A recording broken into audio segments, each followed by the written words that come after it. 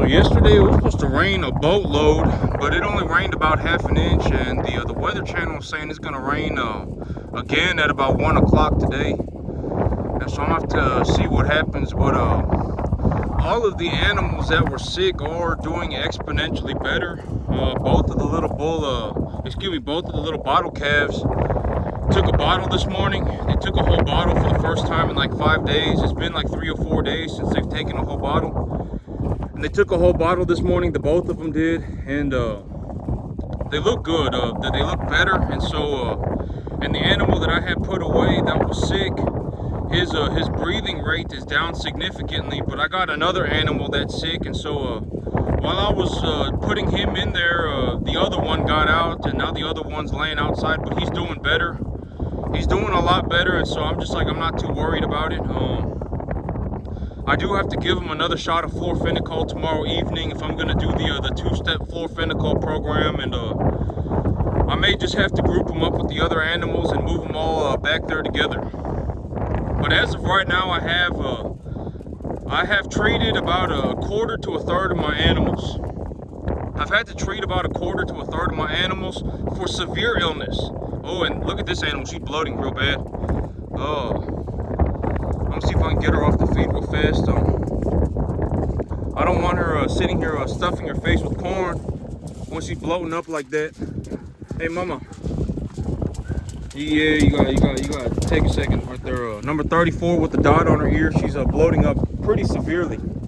I did not notice that, and I fed them corn. The rest of the animals, you can see, well, she's not bloating super severely, but if she's already bloating like this, I would say this is like a borderline stage 2 bloat. She's, I wouldn't want her just eating a whole boatload of corn. That's not gonna do that's not gonna be good for her. And so, oh well, I mean, there's not much feed on that portion of the bin, so I'm gonna leave her right there so she can scrape at the bottom of the bin. But okay, so I make on my last set of cattle at a 600-pound 1 to 1.5 type medium large frame heifer, I made it was like $1,400 for that heifer. Oh, and she's back over here, but yeah, she's blown real bad, and I don't want her. This is actually not good. This level of bloat right here, I gotta actually I'm gonna walk around and I'm gonna slap her so that she gets off the feed, and I'm gonna have to keep her off the feed, or she's gonna eat herself to death. She may. And so actually, if she's standing right there, that's fine. I'm gonna keep an eye on her. But I made like $1,400 on a 600-pound heifer, and on this last set of cattle, and I have a lot of 600-pound animals right now, and so I'm like, you know what? I wouldn't be opposed to selling my animals at 600 pounds. Like this right here, this animal, borderline 600 pounds. Maybe in the next week, she'll be 600 pounds. That animal that's bloating real bad right now, that's a 600-pound animal just about. This animal right here, just about another 600-pound animal. The two next to her right there, just about another set of 600-pound animals. By next month, they will be over 600 pounds. They're probably like 5 3/4 right now. If I had to estimate, if I took a good look at like this animal right now, probably somewhere around 575 pounds. And so I would not be opposed to selling animals at 600 pounds. I would still make a good bit of money on them. But if I did take them to if I did take them to 700, if I put an extra 100 pounds on them, I would make about an extra $200 an animal. But that extra $200 an animal, you know, you also, it's also got to be considered that these animals, so when it comes to like me budgeting for their diet, when it comes to like me running numbers for their diet, I always use the same number, and that is 3.25% dry matter. They, if they ingest a 65%, roughly estimate 65% TDN diet, and it's 12% protein when they're 600 pounds, it's 13% protein when they're 600 pounds, they will eat roughly 3.25% of their entire body weight in feed a day, roughly dry matter. That is the number that I use all the time when budgeting. When I say this is how much it's going to cost me to raise the animal, I use corn as the baseline for cattle feed. I use corn as the baseline for cattle feed, and so I'll say if the corn price is this, then the feed is going to cost me this, right? Because corn is the overall baseline for cattle feed. I've said that repeatedly, and I'll say that probably into infinity and beyond. If something changes, I will let you know. But I use corn as the baseline for cattle feed. So when I'm running a budget, I look at the price of corn. And then I use a 3.25% dry matter as the rough estimate for what these animals will eat on a daily basis, and also gain about 3 pounds a day. And so when I run my budget, when I run my numbers, that is it. It is very simple math, right? Like if you take 3.25% of 600, that's about 20, right? I mean, even me with my basic understanding of math, I understand what that 3% of 600 is 18, right? Even I understand that. You just take 2 zeros away, because 100 has 2 zeros. And so you take the 2 zeros away and you multiply it by 3.25, it's about 20 pounds, right? And so these animals will eat about 20 pounds of feed a day at 600 pounds, and as they get bigger, they will continue to eat about 3.25% of their body weight a day. And if you want them to put on conditioning, if your animals are under conditioned, if they are at a body conditioning score of 4 or even a 5, and you want to get them to that level where you're going to get that top dollar at the market, you want to get them to a 6 or a 7. From what I have seen, the animal's body conditioning needs to be at a 6 or a 7 for you to get top dollar. If you really want to make the most money, you need to get your animal to a 6 or a 7. But I mean, I'm not going to say you need to, because you know, depending on your situation, maybe your weather's not as good, or you know, I don't know what's going on with you. If you really wanted me to look at your plan and take a look at it, you're gonna have to pay me a lot of money, and I will look at it for you. Me, in terms of 90% of my farming has been done in Central Texas. This is where, you know, I learned how to farm, and this is where I was born and raised. And so this is practically all I know. If you're under 3-4 feet of snow right now, or whatever it may be, if your area does not get as much water on a seasonal basis, or whatever it may be, right? Whatever it may be, it might be different for you. Do you have, maybe you're even next to an oil refinery or something, and you have access to cheaper corn? I don't know, right? I mean, you're gonna have to run the numbers for yourself. But in terms of giving you good information, I utilize 3.25% of the animal's body weight. That is how much I anticipate. Like, if I were going to sit down at a table and I were going to have to budget, how much is this going to cost me?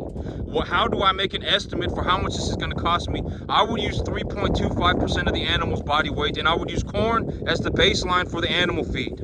That is how I would do it. Personally, that is how I would do it. That is how I do it. And so, you know, and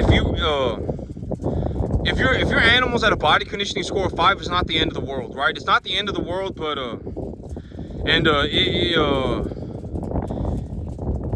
and it's like, you know, if you wanted to get them to a 6, okay, so if an animal is at a body conditioning score of 5 and it's at about 1,000 pounds, for the animal to be at a body conditioning score of 6, it's gonna have to put on about 100 pounds. Estimate. They're gonna have to be about 1,100 pounds overnight. And so the thing about increasing the body conditioning score of the animal, it really depends on what the overall frame size of your animal is, like genetically, and it also depends on because some animals, you may need to put more than 3 pounds. Some animals, 3 pounds may be okay. Some animals, 3 pounds may be, you know, a little bit, who knows, right? I mean, animals are not all just the same. I mean, some animals are taller, some animals are shorter, some animals have wider frames, etc., etc. Some animals have more muscling, etc., etc. And so, but from what I have seen, if I was just going to give objective, good information, animals at a body conditioning score of 6 to 7 make the most money at the market. And if I were to sell all of my 600-pound animals next month, I may 1, 2, 3, 4, 5, 6. I may actually end up having to take about 8 to 10 animals to market next month, and which I may do it. I don't. I got to think about it. I'm gonna have to figure that out. But at you know, and some of my animals are steers. I got two 600-pound steers back there too, and so I got 2 600-pound red steers back there, and but you know, the last time I took these animals, but the feeder cattle market has also dropped. The feeder cattle market is at 238 right now, and so, And usually when the price of corn is real low, the price of corn. Okay, so this is actually a good time to talk about commodity markets, because I think that this would be a good time to say this. But when there's downwards momentum in the corn market, usually the feeder cattle price will go up. When there's downwards momentum in the corn market, the feeder cattle price will go up. But when the corn market goes sideways for a prolonged period of time, like it is right now, the gap between the lower weight animals and the higher weight animals tends to shrink. So and right now the corn market is actually pretty drastically low, and the feeder cattle market is actually pretty drastically high because of the extreme drought that we had last year. And so the markets are kind of out of whack, and the feeder cattle market is dropping, and but I mean, it's but there isn't any way to exactly know what the market is going to do. But the market, right now the corn market has gone sideways for a prolonged period of time. The feeder cattle market is dropping, and also the calf market is dropping as well.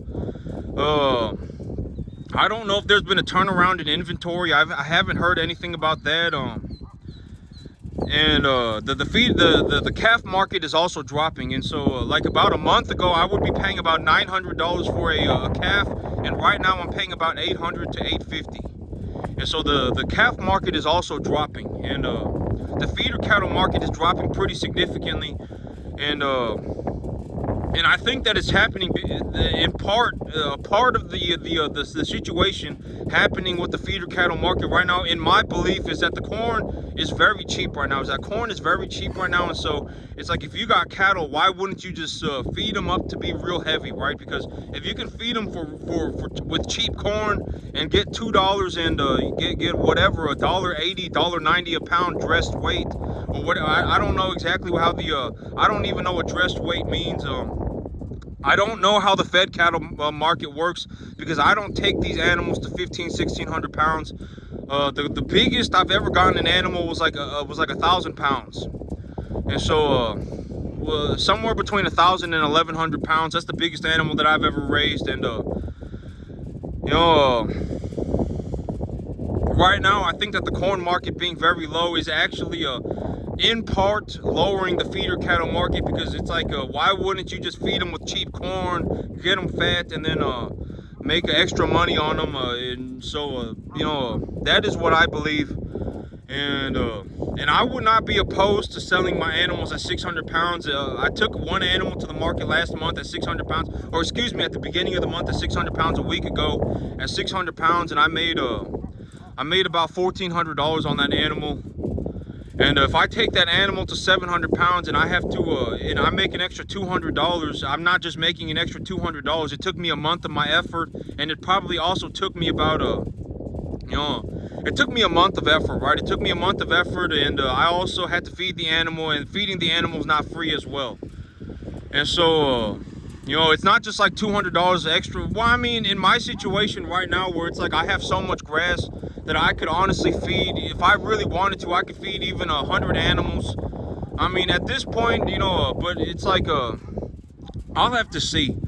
Because if I bring home the real small animals, I mean, I'll just have to see. I can still make my money on these animals if I take them to market at 600, at 650. I can still make good money on them. And so I'm gonna have to see what I'm gonna do. And I gotta replant my grass here in about 2 weeks. I'm gonna plant pearl millet here in about 2 weeks. And as of right now, I'm doing very good. Oh yeah, and I was gonna tell y'all, in terms of just giving good information, and this is not advice, and I am not suggesting anybody do anything. I'm just gonna say this is what I did. And I gave my animals a shot of Zactran. I had roughly a quarter to a third of my animals got severely ill. To the point that they needed medication. About a quarter to a third of them. And I treated them with Zactran, and the small little bottle caps, I also put them on electrolyte solution. And the small little bottle calves, I did visually confirm that they would go and drink water out the bin by themselves, but they weren't drinking any milk. And so what I did was I gave them 1/3 of if you go to the market and you buy like a calf milk bottle, they're all about the same size. They're all about the same size, and I gave them a 1/3 to 1/2 bottle of electrolytes, and they were drinking about a half a bottle of milk in the morning and half a bottle of milk in the evening, and they were also drinking water out the bin. And so for the small little calves, what I did was I gave them the half bottle of milk in the morning. I gave them about a third to a half a bottle of electrolytes in the afternoon, and then I gave them the half a bottle of milk in the evening. And they also would go and take a drink out of the bin by themselves. And so that is how I gave. That is what I did for the animals. For the small little ones, I gave them I gave everybody, including the small ones, I gave them a shot of Zactran. And then 48 hours later, if they were still panting or they were not looking very good, I gave them a half dose of fluorophenocal as per the label instructions. And then 48 hours, I gave them another 48 hours, I gave them another half a dose of fluorophenocal. So I treated them with Zactran, and then I followed up with fluorophenocal, and that is what I did for all of the animals. There was some kind of it was a pretty major illness. I'm not exactly sure what it was, but the Zactran was not fixing them up entirely, and so I gave them the Zactran. 48 hours later, I gave them a shot of fluorophenocal at a half dosage, and then 48 hours after that, again, I gave them another shot of half a shot of fluorophenocal as per the label instructions. If you read the bottle of fluorophenocal, it will say give your animal this dosage, and then 48 hours, give them another dosage, and that's the dosage that I followed. And so I gave him a shot of Zactran, I gave him a shot of fluorophenocal, and then 48 hours again, I gave him another shot of fluorophenocal as per the label instructions on all the medications. And for the little ones, I gave them a half a bottle of milk in the morning, I gave them a third to a half a bottle of electrolytes in the afternoon, and then I gave them another half a bottle of milk in the evening. And the little ones, they were also going and drinking water out the bin by themselves. And as of right now, all of my animals look like they're doing good. And beyond the antibiotics, I also give the animals a modified live vaccination for BRD, BVD, and Mannheimia hemolytica. And I also give them a vaccination for tetanus and blackleg. That's their entire medication program that I've been utilizing right now. And before I go to work, I'm actually going to go by the veterinarian, and I'm going to ask for I'm gonna, tell him what's going on with my farm, and he's gonna, and the veterinarian is gonna prescribe me the medication. I am not giving anybody any advice on medication. If you want advice on medication, for cattle medication and what to do, go to your veterinarian and ask your veterinarian. That is what I did. I asked my veterinarian, and they gave me the medication.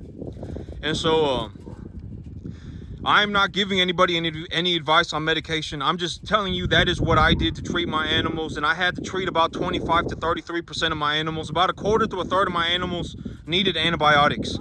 And a very good way to look at antibiotics is there are a lot of people. If you walked around, if I took a survey of people and I asked them, the only question I asked them was, did you ever take antibiotics throughout your lifetime? A majority of people would say yes. At one point, I did take antibiotics. And a lot of people do not understand that, if you did not take that antibiotic, there is a very realistic chance that even though you had a minor infection, that you would have died. Like if you had a sinus infection, if you had an ear infection, nowadays it may be a minor infection. But if you did not take the antibiotic, you may have very well likely died. It may have been a very, very, very minor infection according to today's standards, but if you did not take that medication, you would have died. There is a very likely chance that you would have died, and it's the same way with the cattle antibiotics. These animals, they may not have a super, super, super severe infection, but if they are not given antibiotics in a timely manner, and they are not given the proper antibiotics, they will die. They are not just magically going to get better on their own. And the good way to look at cattle antibiotics is to imagine it like people. There are a lot of people who take antibiotics throughout at one point in their life. They will take antibiotics. Maybe they had some kind of whatever, right? Some kind of a lung infection, or some kind of an ear infection, or a sinus infection, or they got pink eye or something. If they did not take the antibiotic, there is a very likely chance that they would have died. And so this is the same way with cattle antibiotics. Do not freak out, you know, especially if you're looking to get into the cattle business. You have to understand that you will need an antibiotics program. If you do not have an antibiotics program and your animals get sick and the disease you know, progresses to a severe stage, it may spread throughout your herd. It may spread throughout your herd, and then you may end up losing you know, a majority of your animals. If you don't believe me, you know, I mean, you're a complete moron. And I'm not saying this like you know, I've been through it, right? I've been through it. I mean, I don't know how else to tell you this. You know, I've been through it. I've seen it for myself. If you don't do something about it, it will not just magically fix itself. And so about a quarter to a third of my animals needed antibiotics. And that is how I treated my animals. And as of right now, I would say a majority of them, possibly even 100% recovery. Everybody's doing better, significantly better. And right now things are going good. The two little baby bottle calves are doing significantly better. The animal that I had put away in the sick pen is doing significantly better. I got another animal put away in the sick pen. I gave him a shot of Zactran this morning, and the animal that I brought home, when I first brought him home, he was super sick because I was dragging him through the rain. He's doing completely okay now too. And so that's it for me today, YouTube. Y'all have a good one.